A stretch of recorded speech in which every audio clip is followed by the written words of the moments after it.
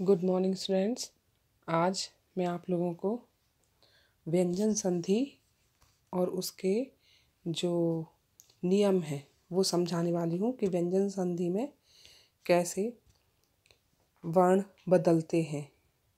तो व्यंजन संधि जो है, व्यंजन के बाद व्यंजन या स्वर आने से जो परिवर्तन होता है उसे व्यंजन संधि कहते हैं। सबसे पहले तो व्यंजन संधि कहते किसे वो अब आपको पता चला, यानी या तो व्यंजन के बाद व्यंजन आए या तो कोई स्वर आए, तो उसके मिलने से उन दोनों के व्यंजन व्यंजन के या तो व्यंजन और स्वर के मिलने से जो भी परिवर्तन उसमें आता है उसे ही व्यंजन संधि कहा जाता है। तो व्यंजन प्लस व्यंजन, व्यंजन प्लस स्वर, स्वर प्लस व्यंजन आने पर व्यंजन संधि होती है, जैसा कि मैंने अभी आपको क्लियर किया। ठीक है, अब इसमें नंबर 1 है क। यदि क च ट त प, यानी ये क्या है, ये वर्ग हैं। आपको मैंने सिखाए थे ना वर्ण विचार में, तो ये सारे वर्ग हैं। इन वर्गों का ये पहला वर्ण है। के बाद कोई स्वर किसी भी वर्ग का तीसरा चौथा वर्ण या य र ल व ह हो तो क च ट त प का क्रमशः ग ज ड द ब हो जाता है, यानी कि इन्हीं वर्गों का तीसरा वर्ण बन जाता है, जो कि क्या होते हैं, ग ज ड द ब। आप घर देख भी सकते हैं बाद में। ठीक है, अब संधि आपको यहाँ करके विच्छेद दिखाया, फिर संधि शब्द करके दिया है दिक् प्लस अंबर। तो पहला कौन सा आ गया है, क वर्ण, और उसके बाद स्वर आया है अ, इसलिए वो ग बन गया, दिगंबर। फिर है जगत प्लस ईश, त वर्ण आया है सबसे पहला अपने वर्ग का, और उसके बाद में ई स्वर स्वर है, इसीलिए क्या बन गया, जगदीश। यानी उस क को, उस त को, उस ट को या प को, जो भी पहला वर्ण है अपने वर्ग का, उनका ग बनता जा रहा है। यही दिखाया ना अभी आपको कि ग ये हो जाता है। फिर है षट प्लस ऋतु, षड ऋतु, यानी कि ये ट का जो थर्ड वर्ण है, थर्ड जो वर्ण है वो क्या आ गया, ड, तो इसीलिए वो ड आया। त का तीसरा वर्ण क्या, वर्ग क्या होता है, तो वो द, इसलिए जगदीश। यहाँ पर त का द बना। अब है अप प्लस ज, प का जो थर्ड वर्ण है वो क्या बनेगा, प फ ब, बकरी वाला ब आ गया ना, अब्ज लिखा है कि नहीं, अब समझ आया होगा। और भी अन्य उदाहरण दिए हैं, तो ये आप देखेंगे। वाक प्लस ईश, वागीश, क्योंकि क के बाद में तीसरा क्या होता है, क ख ग, तो क को क्या बना, ग। यानी जो भी उस वर्ग का, जिस वर्ग का पहला अक्षर है, वो संधि होने पर अपने ही वर्ग का तीसरा अक्षर बन जाएगा, तीसरा वर्ण बन जाता है। सत प्लस गति, तो ये त है, तो त में तीसरा वर्ण क्या बनता है, द बनता है, तो यहाँ क्या बन गया, सदगति। अच प्लस अंत, तो यहाँ पर क्या बन गया, अजंत, क्योंकि च छ ज आ गया ज। अभी आप लोगों को समझ आया होगा। फिर है ख। यदि क च ट त प के बाद किसी भी वर्ग का पांचवा वर्ण हो तो क च ट त प अपने वर्ग के पांचवें वर्ण में बदल जाता है। यानी इन क च ट त प के बाद में किसी भी वर्ग का पांचवा वर्ण आया हो तो वो अपने ही पांचवें में बदल जाता है। इन सबके क वर्ग में पांचवें वर्ण में जो भी वर्ण आया, कौन सा आया था, अंग आया था। च में क्या आया था, य, तो वो उसी में चेंज हो जाता है। जैसे आपको यहाँ उदाहरण दिया है, उत प्लस नति, तो उन्नति, क्योंकि इसमें पांचवा वर्ण क्या था, न था कि नहीं। फिर त वर्ग में आप देख लेना। ठीक है, अभी मैं बार बार सारे वर्ण बोलकर तो नहीं दिखाऊंगी क्योंकि टाइम नहीं है, तो आप खुद भी चेक करेंगे। षट प्लस मास, तो ट वर्ग में क्या है, लास्ट में ण आता है ना, इसलिए यहाँ क्या बन गया, सन्मास। फिर तत् प्लस मय, तो त वर्ग का लास्ट अक्षर जो है वो क्या है, न आता है ना, इसलिए यहाँ पर क्या बन गया, तन्मय, यानी वो आधा न बन जाता है। जब अपने त वर्ण का होगा तो, अगर ट का है तो आधा न बन जाएगा। फिर है वाक प्लस मय, तो क्या बन गया वांग्मय, यानी अंग खाली आता है ना क में लास्ट पांचवा अक्षर। फिर है जगत प्लस नाथ, तो जगन्नाथ। अप प्लस मय, तो अमय, यानी पवर्ग का जो है वो लास्ट है म, तो अमय। ठीक है, अभी ये आपको समझ आ गए होंगे ये वाले व्यंजन। नेक्स्ट है सेकंड नंबर, यदि म के बाद क से लेकर म तक का कोई वर्ण हो तो म उस वर्ग के पांचवें वर्ण या अंग में बदल जाता है, यानी या तो वहां पर म हो जाएगा और या तो अंग लग जाएगा। जैसे आपको उदाहरण दिए हैं सम प्लस कल्प, तो क्या बन गया संकल्प, यानी डॉट लग गया। और या तो पांचवा वर्ण अंग खाली वाला लिख सकते हैं। ठीक है, दोनों ही यूज कर सकते हैं, या तो अंग की डॉट लगा सकते हैं या तो पांचवा वर्ण ही आधा करके, जैसे कि इसमें लिखा है अंग खाली नीचे हलंत। फिर सम प्लस चय, तो क्या बन गया संचय, तो इसमें य आधा य भी लिख सकते हैं और डॉट भी डाल सकते हैं। अब क्योंकि आपको हिंदी टफ ना लगे इसलिए ज़्यादातर अब डॉट डालते हैं, लेकिन पहले जो है वो इसी तरह लिखते थे। ये अभी आपको साफ साफ दिखाई दे रहा होगा ना। तो पहले ज़्यादा अक्षर इस तरह लिखे जाते थे, लेकिन अब हिंदी को सरल बनाने के लिए और आप लोगों को और रुचिकर बनाने के लिए अब ज़्यादातर अंक की बिंदी का ही प्रयोग करते हैं। फिर है सम प्लस गति, तो क्या बन गया संगति बन गया ना, पांचवा अक्षर अंग लग गया। सम प्लस ध्या, तो क्या बन गया संध्या। ठीक है, नेक्स्ट है ख, यदि म के बाद य र ल व श या श स ह हो तो म का अनुस्वार हो जाता है, यानी फिर से अनुस्वार बन जाता है। जैसे आपको यहाँ दे रखा है सम प्लस सार, तो क्या बन गया संसार, क्योंकि म के बाद में क्या आया है स आया है। फिर सम प्लस हार, यानी यहाँ पर भी क्या आ गया है हा आ गया है, तो म के बाद में तो संहार। फिर सम प्लस रक्षक, यहाँ पर र आया है तो संरक्षक। सम प्लस वाद, तो संवाद। अभी आपको समझ आ गए होंगे ये। नेक्स्ट है इसी में अच्छा, परंतु यदि म के बाद रा हो तो म का म ही रहता है, यानी अगर म के बाद में र न होकर आ की मात्रा के साथ रा है तो वो रा ही रहेगा। जैसे सम प्लस राट, तो क्या बन गया सम्राट। ये इसका एक विशेष है इसलिए अलग से समझाया है। फिर थर्ड नंबर का है क पाठ, त संबंधी नियम, यानी त होने पर क्या होता है त प्लस च, तो वो क्या बन जाता है च ही बन जाता है। उत प्लस चारण, उच्चारण।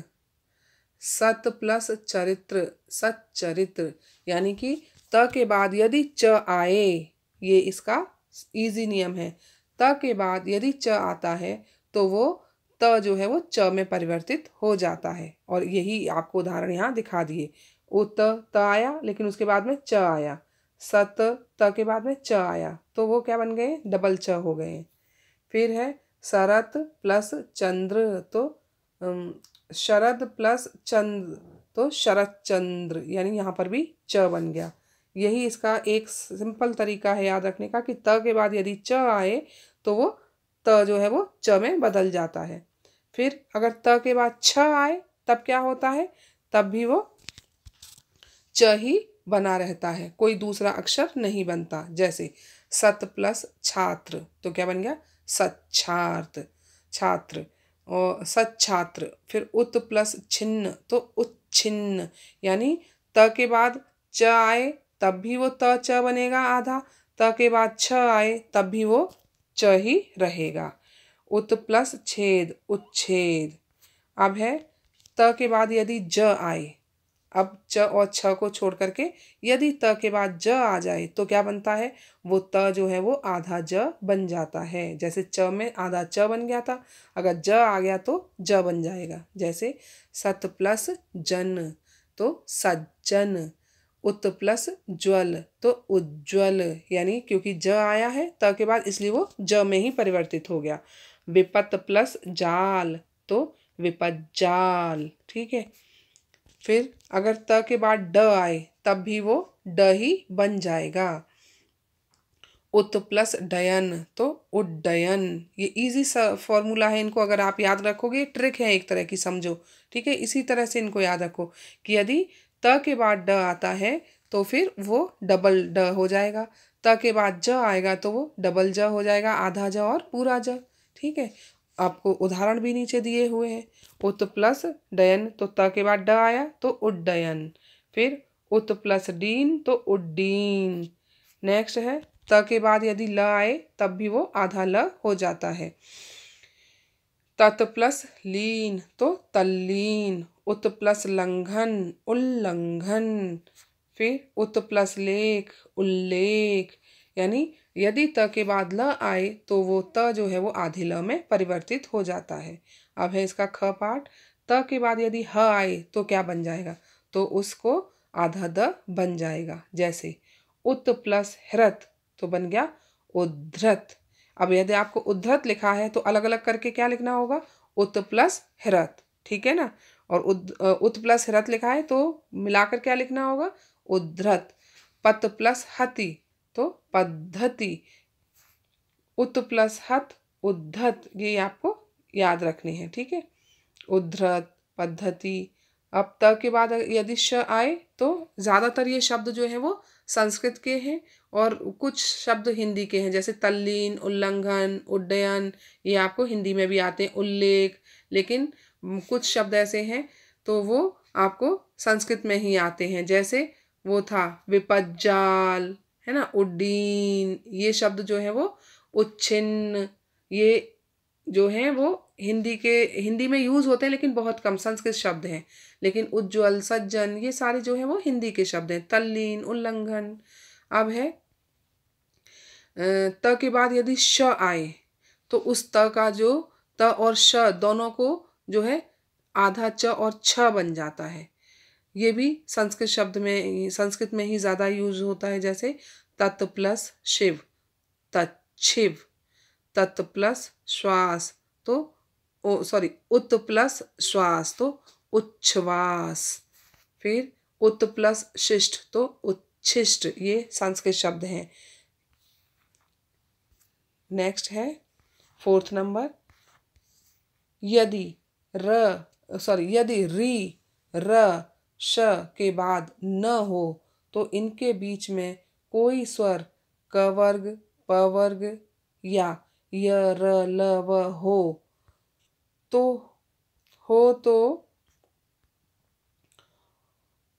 वो हो जाता है। माने तो जैसे ये है प्र प्लस मान प्रमाण।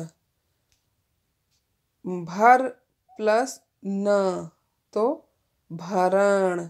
यानी कि इसमें चेंज होके क्या बन गया है, ये जो न है वो ण बन गया है। ठीक है, फिर है प्र प्लस नाम तो प्रणाम। यानी कि ये जो न है ये चेंज हो जाता है। राम प्लस अयन तो रामायण, क्योंकि न है तो वो अण बन गया। फिर है विशेष प्लस न माने विशेषण। भाष प्लस अन तो भाषण। यानी जो न है वो ण हो जाता है। ठीक है, नेक्स्ट है ख। यदि आ को छोड़कर अन्य किसी स्वर के बाद स हो तो स का श हो जाता है, षटकोण वाला श बन जाता है। जैसे नि प्लस सेध तो सड़क वाला जो स है वो क्या बन गया, षटकोण वाला श, निषेध। फिर सु प्लस समा तो ये भी स क्या बन गया, श, सुषमा। यानी इसमें सब में वो षटकोण वाला श बदल जाएगा। अभि प्लस सेक तो क्या बन गया, अभिषेक। सु प्लस सुप्ति तो सुषुप्ति। ये भी संस्कृत शब्द है। ठीक है, नेक्स्ट है ग। यदि आ इ उ के बाद छ हो तो च का आगम हो जाता है, यानी कि वो च लग जाता है। जैसे अनु प्लस छेद तो अनुच्छेद यानी च खुद से लग जाता है। कब? जब अ, आ, ई, उ इन स्वरों के बाद में यदि छ वर्ण हो तभी, अदरवाइज नहीं। ठीक है। अब देखो यहाँ पर अनु उ है ना, उसके बाद में छ वर्ण आया है, इसीलिए च का आगम माने खुद आ जाता है और वो आकर के लग जाता है। अनुच्छेद, स्व प्लस छंद स्वच्छंद, तो च वर्ण का आगम हो रहा है। फिर वि प्लस छेद विच्छेद, आ प्लस छादन आच्छादन।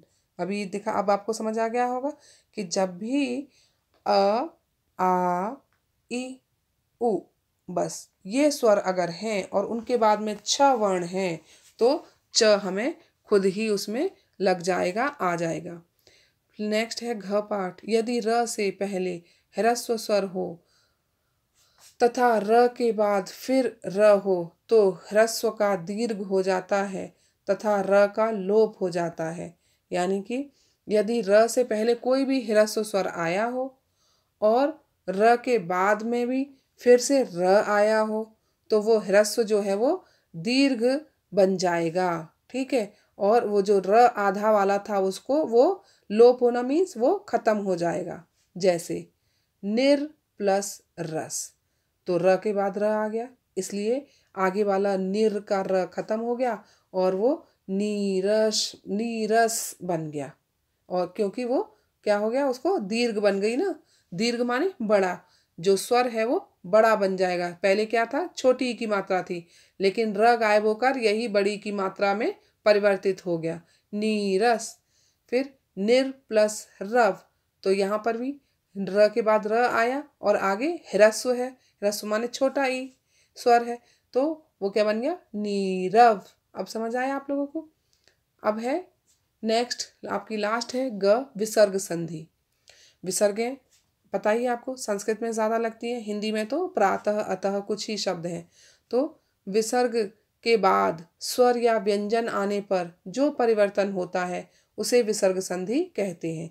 यानी जब भी विसर्ग आने के बाद में जो भी स्वर या व्यंजन आता है उसमें परिवर्तन हो जाता है। ठीक है। जैसे यदि विसर्ग के पहले अ हो तथा विसर्ग के बाद अ किसी भी वर्ग का तीसरा, चौथा, पांचवा वर्ण या फिर य, र, ल, व, ह में से कोई वर्ण हो तो विसर्ग का ओ हो जाता है।